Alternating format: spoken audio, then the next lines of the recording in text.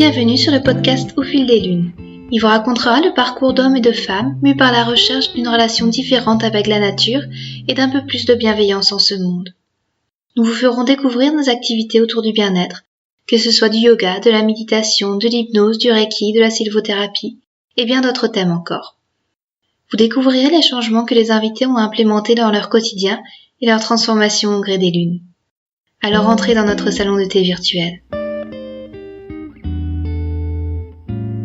Dans cet épisode, je reçois Claire Leriche. Thérapeute et professeure de yoga, Claire est la fondatrice du festival de yoga et bien-être Shine Yoga, qui se tiendra les 14, 15 et 16 juin dans le golfe de Saint-Tropez.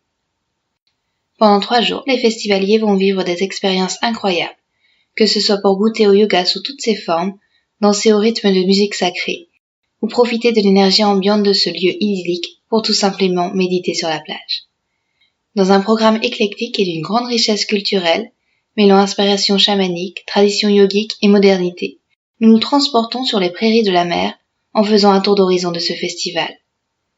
Claire nous parle de la jeunesse de cet événement, du choix des intervenants et de comment elle le vivra de l'intérieur.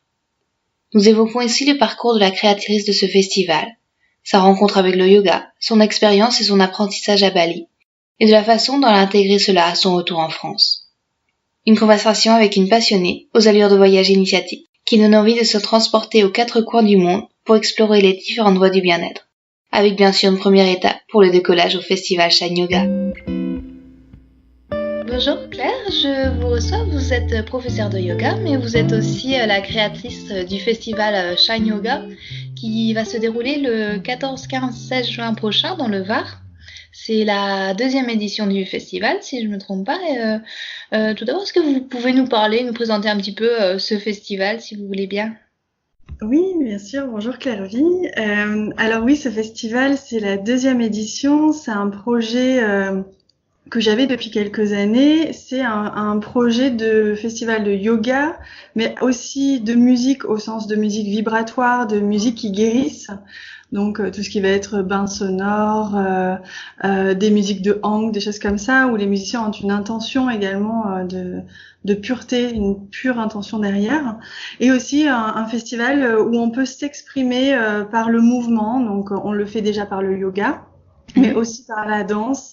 Et donc la danse sur de la musique, vous voyez, on mêle un peu les sons vibratoires, le yoga et son esprit et tout ce qui va avec, la méditation, l'esprit du yoga, la bienveillance, la nourriture saine, mais aussi tout ce qui va être bien-être en général, puisque je suis moi-même thérapeute énergétique et je suis entourée d'amis thérapeutes et de connaissances dans ce milieu-là, et donc je fais venir aussi des gens qui vont créer des cercles, que ce soit d'hommes, des cercles de femmes, pour venir un petit peu aborder les sujets du féminin sacré, du masculin sacré, et tout simplement se guérir en s'amusant.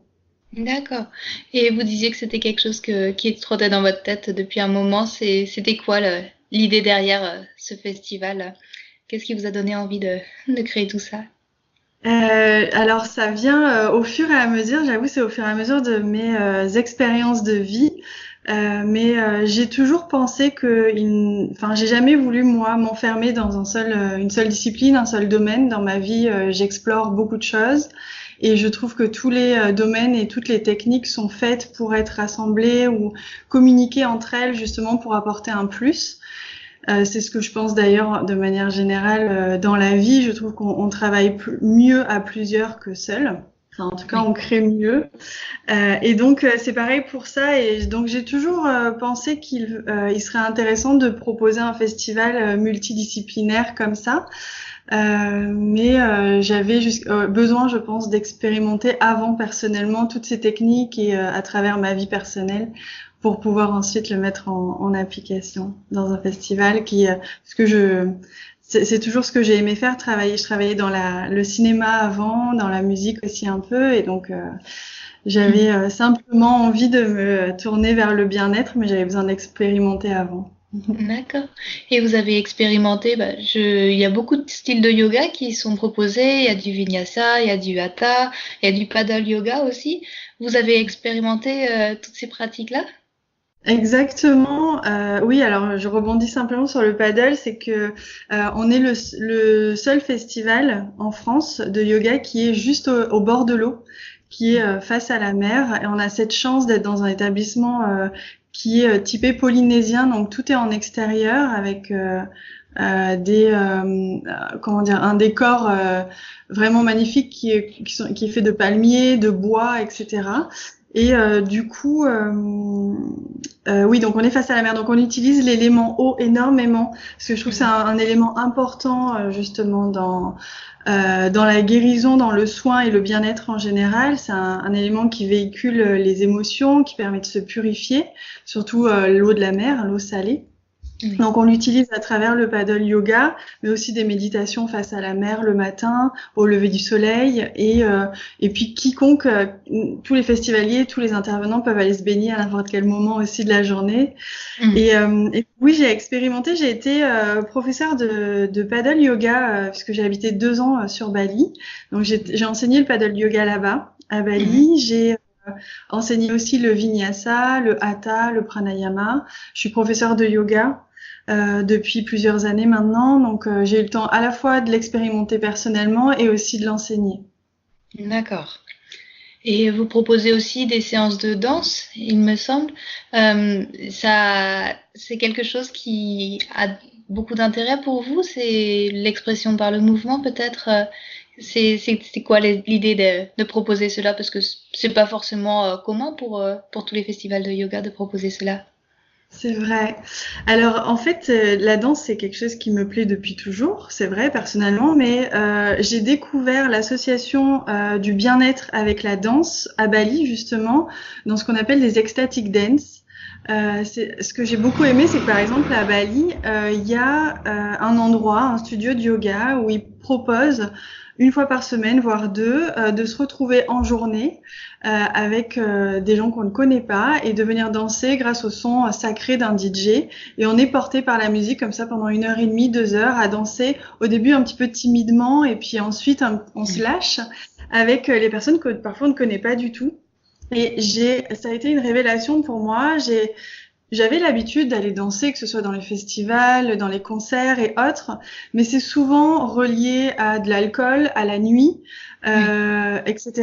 Et en fait, j'ai adoré l'idée de pouvoir exprimer par le corps autrement que la nuit ou avec de l'alcool pour ceux qui boivent, etc. Et j'ai adoré et j'ai trouvé que c'était intéressant de pouvoir l'amener puisque ça va aussi dans l'esprit du yoga qui est la rencontre avec soi-même, la rencontre avec l'autre et l'expression de ce que l'on est dans la limite de la liberté de l'autre aussi. Mais en France particulièrement, puisque ce festival est en France, mais je pense un peu ailleurs aussi en Occident, on est très timide avec le corps, on est très timide avec la voix. C'est pour ça que dans ce festival, je propose aussi des chants en groupe, menés, guidés par des musiciens, par des chanteurs qui ont l'habitude de faire ça avec beaucoup de bienveillance, parce qu'on a peur, on est très timide, et donc c'est bien de pouvoir avoir des espaces comme ça où on peut s'exprimer et faire tomber un petit peu les barrières, mais avec beaucoup de douceur et beaucoup d'amour. D'accord. Et comment vous avez un petit peu choisi les intervenants pour ce festival? C'est au gré des hasards ou alors c'est des personnes que vous suivez depuis longtemps?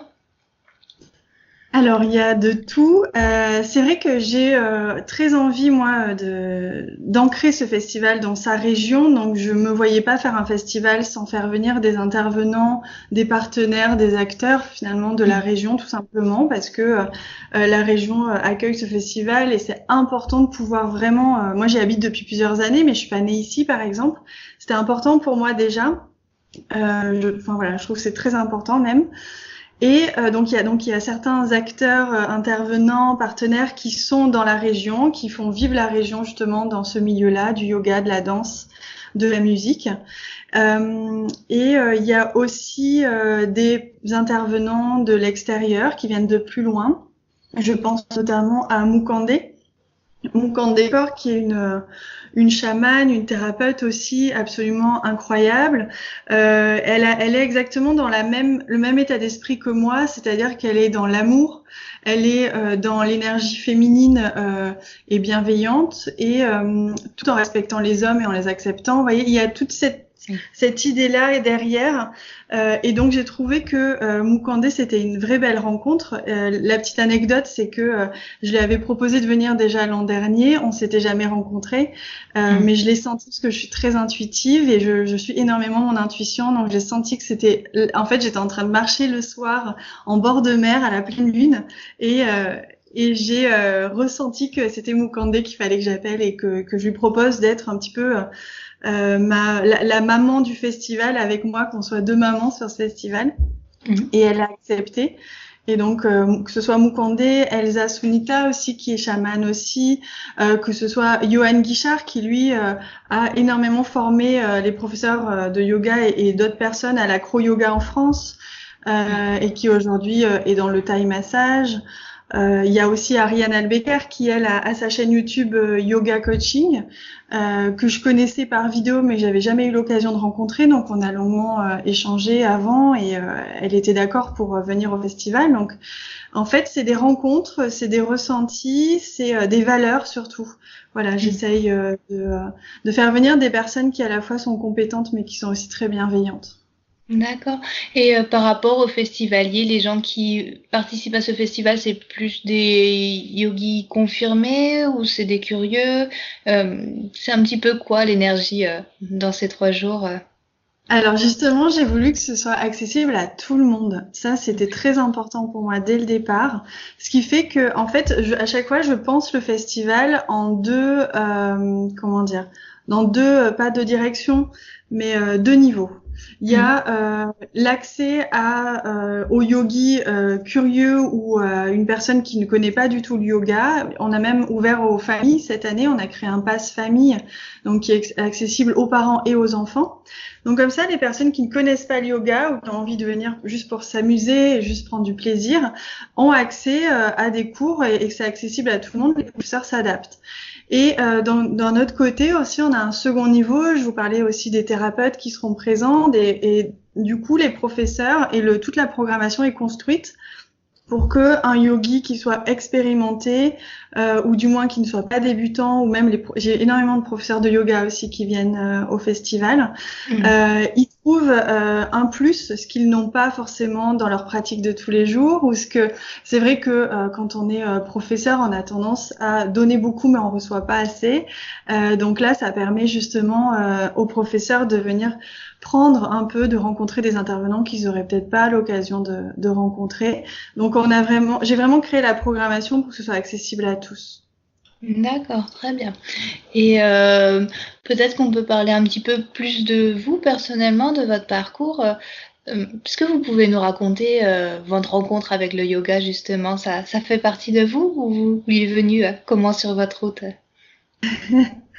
Alors justement, bon, comme je suis thérapeute et très intuitive, je soigne en fait, donc j'ai toujours été sensible au milieu du bien-être en général. Mais après, comme tout le monde, ou en tout cas comme beaucoup de gens, je pense, j'ai été curieuse, je suis allée voir à droite, à gauche, mais en parallèle, j'avais ma vie professionnelle. Alors, certes, j'ai toujours grandi et évolué dans un milieu très artistique, très culturel. Donc du coup, je travaillais dans des festivals que j'étais la coordinatrice en fait de festivals de télé, de cinéma, dans la communication, etc. Et un jour, en fait, au bout de plusieurs années là-dedans, c'est un milieu que j'aime beaucoup, mais j'ai senti un vide au niveau des relations. J'ai senti comme un manque de profondeur dans les contacts que j'avais avec ces personnes-là. Pas les gens avec qui je travaillais au quotidien, mais les gens que je programmais tout simplement. Et donc, je sais pas, il y a eu comme un appel, je crois que je sais plus quelle année, il y a plusieurs années de ça, il y a eu un appel. J'ai eu besoin d'explorer ma spiritualité, mais sans trop savoir ni comment ni où. J'ai juste décidé de partir finalement à Bali. Au début, je devais y rester qu'un petit peu. J'y suis restée plus longtemps et j'ai décidé de ne pas revenir dans le travail que je faisais avant dans ce festival de télé, par exemple, parce que j'avais besoin d'explorer, de passer du temps à Bali. J'ai fait beaucoup de yoga. J'en faisais déjà avant, mais là, j'ai pu avoir le temps et surtout que Bali, c'est quand même un lieu qui est à la fois très féminin et à la fois où c'est rempli de studios de yoga. On peut vraiment aller explorer plein de choses. Donc du coup, j'ai pu explorer ça, j'ai pu explorer ma spiritualité, mon corps aussi, le remettre en mouvement, parce que quand on travaille beaucoup devant un ordinateur, on est un petit peu figé. Donc là, j'ai pu remettre tout ça en place et j'ai découvert à la fois mon intuition encore plus profondément et j'ai pu devenir professeur de yoga. J'ai décidé du coup de devenir professeur de yoga là-bas. Je me suis formée et j'ai commencé à enseigner et j'en suis arrivée là finalement. Maintenant, j'ai réussi à relier les deux, ce que je sais faire professionnellement et ce que je suis tout simplement. D'accord. Et le retour en France n'a pas été difficile? Vous avez réussi à quitter Bali et à ramener tout ce que vous avez appris là-bas? Oui, alors tout le monde me pose cette question-là. C'est vrai que pour moi, la transition a été très simple parce que déjà, je suis allée au Népal juste avant de quitter Bali. J'ai fait ce qu'on appelle un Vipassana. Donc, c'est la retraite de silence et de méditation pendant 10 jours. Ça a été un peu comme l'apothéose de ces 2 ans à Bali d'exploration spirituelle et je me suis surprise à adorer ce silence et adorer cette méditation. Et donc, je suis rentrée en France juste après, c'était 3 jours après le Vipassana. Donc, c'est vrai que ça a été un petit peu particulier, mais j'étais dans ma bulle en fait. Et j'ai été très bien accueillie par ma famille. Donc, j'ai pu tout doucement me remettre en France. C'est vrai que la transition, elle a été plus difficile une fois que j'ai commencé à bien revenir à créer ce festival, par exemple, après. Là, j'ai vraiment senti que j'étais revenue dans, on va dire, le côté très yang de l'Occident, où il faut toujours être productif, actif, être réactif au niveau du téléphone, sur les mails, tout. Là, ça a été un petit peu difficile parce que j'ai senti que mon rythme avait bien changé et qu'il fallait bien que je rééquilibre. Mais c'est un équilibre à trouver, je pense, comme beaucoup, entre ce que l'on donne et ce que l'on reçoit et le temps qu'on prend pour soi. D'accord. Et comment, si c'est pas trop indiscret, vous trouvez cet équilibre? Vous avez des petites pratiques de bien-être que vous pratiquez au quotidien, ou des petites routines ou des petites astuces? Alors déjà, j'ai une chance incroyable, c'est que j'habite à côté de la mer. Et alors moi, la mer me ressource énormément, donc ne serait-ce qu'aller marcher en bord de mer presque tous les jours, déjà ça fait du bien. Après, en termes de routine, ce que j'aime bien faire, c'est faire les 5 tibétains. Moi, c'est quelque chose que j'aime bien faire le matin. Donc évidemment, j'ai ma petite routine ayurvédique où le nettoyage, voilà, de langue, etc., l'huile de coco. Et ensuite, je fais mes 5 tibétains. J'essaye toujours de prendre un petit temps pour revenir à moi, pour méditer un petit peu. Et puis, dès que je peux, j'essaye de prendre des cours de yoga puisque j'ai cette chance-là aujourd'hui de moins donner de cours puisque je suis très occupée par l'organisation du festival. Et donc, je vais prendre beaucoup de cours. J'essaye d'en prendre entre 3 et 5 par semaine. C'est pas toujours évident. Mais voilà, c'est l'idée d'essayer de garder un rythme. Parce que j'aime bien prendre des cours, même si je suis prof de yoga, j'aime bien me laisser guider par quelqu'un d'autre, par sa musique, par son énergie. Donc voilà ce que j'essaye de faire. Mais c'est pas toujours simple quand on a beaucoup de travail.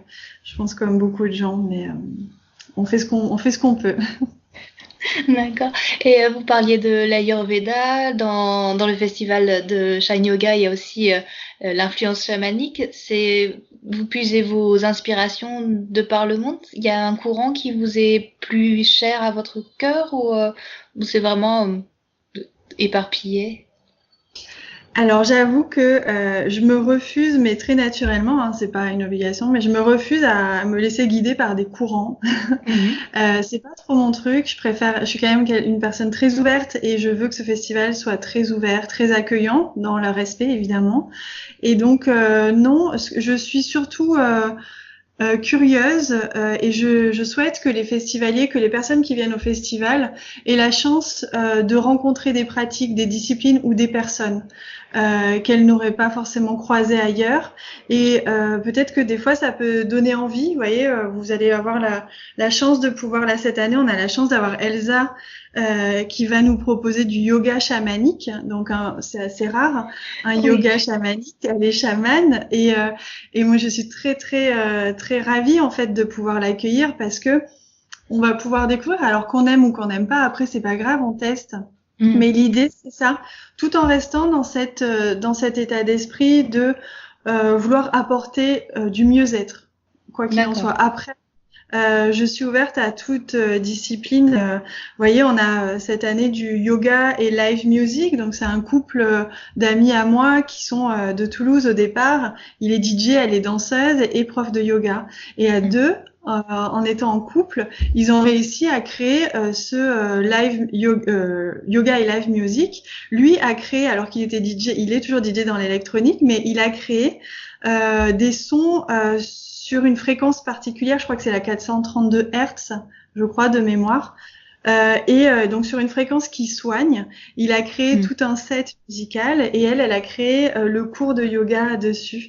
Vous voyez, donc c'est deux personnes qui sont quand même à l'opposé ou presque dans leur discipline au départ, qui se sont réunies. Et c'est ça que j'aime en fait, c'est voir comment la créativité de chacun et cette bienveillance qu'ils ont en eux, cette envie d'apporter du mieux-être, va créer des disciplines, des cours, des instants comme ça magiques. Et ce qui est intéressant, c'est que dans ce festival, en plus, les intervenants se rencontrent entre eux, les musiciens rencontrent les professeurs de yoga, etc.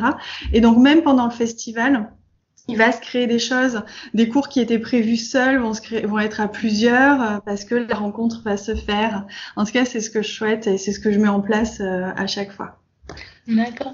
Et vous allez pouvoir participer à ces cours, à ces méditations, Qu'est-ce que ça va être un petit peu votre programme pendant ce festival-là? Vous allez pouvoir Alors, en profiter quand même? justement, j'en parlais à un ami il y a pas longtemps. Je lui disais que j'aimerais beaucoup être festivalière de mon propre festival. J'aimerais Oui. beaucoup avoir le temps, mais ce n'est pas évident. J'essaye. L'année dernière, j'ai pu faire une cérémonie du cacao avec Moukandé. Du coup, j'ai donné mon portable à un proche et j'ai dit voilà, tu réponds à tous les appels, je ne suis plus là pendant 2 heures. C'est pas évident parce que je suis celle qui coordonne tout, donc je suis encore bien au centre de ce festival, donc j'aimerais bien pouvoir faire un cours par jour, c'est assez difficile, mais je vais essayer cette année de pouvoir le faire au moins 1 ou 2 fois. D'accord. Et vous préparez ce festival, j'imagine, longtemps à l'avance. Est-ce que vous avez peut-être en tête des idées pour la troisième édition, des choses qui peut-être n'ont pas pu se faire pour cette deuxième et que vous projetez pour une future édition? C'est d'autres projets à venir? Alors, j'avoue que c'est difficile pour moi de me projeter dans la troisième édition puisque la deuxième arrive là. Oui. Mais oui, en effet, j'ai toujours plein de projets et plein d'envies. Mais j'avoue que là, à chaud comme ça, j'ai du mal à y réfléchir parce que je suis encore bien dans la deuxième édition qui arrive dans 5 jours, là, 6 jours. Mais ce qu'il y a, c'est que dans tous les cas, je fais en sorte, moi, de voyager, d'aller à la rencontre des autres professeurs, d'expérimenter des choses pour me nourrir et voir ce que je pourrais apporter en plus de nouveau à chaque fois, chaque année. Donc là, oui, quoi qu'il en soit, il y aura toujours des choses nouvelles et des choses un petit peu folles, si possible. Ouais, je vais faire ça. Et vous avez parlé de votre voyage à Bali, donc plus dans la tradition du yoga. Votre rencontre avec le chamanisme, ça s'est passé comment? Si vous avez vécu des expériences particulières ou c'était plus des rencontres? Alors j'avoue que j'ai toujours été attirée par le chamanisme, mais le chamanisme m'a toujours fait peur. Parce que quand je pense beaucoup, je voyais souvent les cérémonies de l'ayahuasca, des choses comme ça, et j'étais toujours plus dans la peur que l'attirance. Enfin, c'était un mélange entre les deux. Donc j'ai jamais expérimenté de moi-même. Plus ou moins, après, j'ai rencontré justement des belles personnes qui sont chamanes. Et là, j'ai compris que le chamanisme, c'était pas ce que j'en avais vu, c'était surtout un respect et une connaissance des éléments de la nature, une communication avec les éléments de la nature, les animaux et les plantes, les arbres, etc. Et donc, j'ai entreaperçu grâce à Moukandé aussi ce que c'était avec une autre amie aussi. Et après, je saurais pas comment l'expliquer. Vous savez, des fois, on grandit avec comment dire, on est attiré, des attirances pour certains domaines, on est curieux, on est intrigué. Et puis on l'explore ou pas. Mais moi, c'est plus ça, je laisse cette partie-là à des personnes compétentes comme Mukande, Elsa. Mais je pense que le chamanisme a beaucoup à nous apporter sur la connaissance de nous-mêmes et de notre environnement naturel. D'accord. Et vous parlez aussi de votre activité de thérapeute. Toutes ces disciplines, vous les intégrez dans votre pratique votre pratique thérapeutique, que ce soit le yoga ou l'ayurveda. C'est des axes que vous enseignez aux personnes qui viennent vous voir? Oui, tout à fait. Alors, quand j'enseigne le yoga, j'enseigne toujours le yoga, hein. C'est juste que je donne moins de cours actuellement, mais j'organise des week-ends bien-être qui s'appelle le sens de l'éveil. Il y a l'événement sur la page Facebook d'ailleurs du festival. On est à plusieurs thérapeutes par exemple, et moi du coup mais quoi qu'il en soit, dans ma pratique du yoga, dans mon enseignement du yoga, j'ai ce qu'on appelle je fais un peu comme un soin à l'âme, je sais pas comment l'expliquer, c'est que en plus de la pratique qui est du vinyasa, mais du vinyasa un peu assez calme quand même, assez doux, on n'est pas sur des postures incroyables, mais j'amène toujours cette notion de guérison, donc je vais toujours apporter une enveloppe presque maternelle aux élèves qui sont dans ma classe, et ils me disent aussi, donc c'est un échange. Ils ressentent en fait cette enveloppe, comme si je les enveloppais, et ça leur permet eux aussi de se libérer, de se nettoyer. J'utilise aussi beaucoup les sons, les vols tibétains, les diapasons aussi pendant mes cours, donc je mélange tout ça. Parce que quand je donne des soins thérapeutiques, j'utilise la kinésie, donc mes mains, j'utilise la voix, l'expression, et j'utilise les sons aussi, donc les bols, les diapasons. Donc je le mêle aussi quand j'enseigne le yoga. D'accord, très bien. Et du coup, vos prochains jours, là, ça va être quoi? Ça va être finir de préparer le festival, ensuite le festival, puis repos? Alors justement, oui, là, le festival arrive très bientôt, donc là, pour l'instant, j'avoue que je passe énormément de temps dessus, mais après, je suis à la fois très occupée, mais très excitée, hein, parce qu'il arrive très vite. Là, j'ai vraiment hâte qu'il commence et de pouvoir en profiter pleinement, parce que au-delà des cours, pour nous aussi, on est une équipe de 20 à 25 bénévoles. Il y a une équipe de 15-20 intervenants, donc ça fait quand même une belle équipe de 40 personnes minimum, avec qui on est tous ensemble pendant 3 jours à porter ce projet, à l'alimenter, à le nourrir, à le faire rayonner. Et donc au-delà des cours, c'est aussi une aventure très humaine. Donc ça va être merveilleux, même s'il y a la fatigue, même s'il y a pas de stress, mais en tout cas c'est dynamique, quoi. Mais donc ça nourrit, même si ça fatigue, on va dire, ce festival. Et après le festival, j'ai justement prévu, oui, de prendre quelques jours de repos. J'ai prévu d'aller faire une petite retraite en fait de yoga dans la nature pendant plusieurs jours pour me nourrir, me reposer et être au contact de la nature surtout. Oui. D'accord, très bien. Merci beaucoup Claire pour avoir accordé cet entretien juste avant le festival. Donc, si on veut avoir plus d'informations sur le festival, vous pouvez peut-être redonner le nom du site. Tout à fait. Alors c'est www.shine-festival.fr, et vous avez la page Facebook aussi et l'Instagram si vous voulez voir des photos de la première édition de l'année dernière et les photos du lieu magnifique.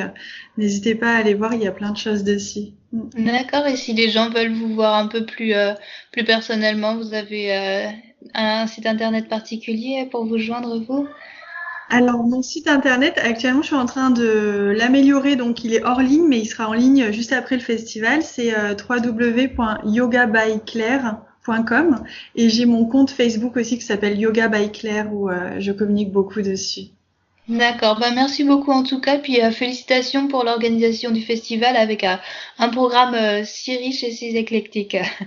Merci à vous, Claire-Vie. Je vous remercie d'avoir pris le temps et de vous intéresser à ce que tout le monde fait et crée, puisque c'est important d'avoir des personnes comme vous qui sont là pour communiquer dessus. Donc, merci pour ce que vous faites. Merci beaucoup, belle journée, Claire. Un grand merci à Claire pour cette conversation. Vous trouverez toutes les informations relatives à cet épisode dans la rubrique podcast du site clairviyoga.com. Si vous avez apprécié cet épisode, N'hésitez pas à partager autour de vous. Merci et à bientôt.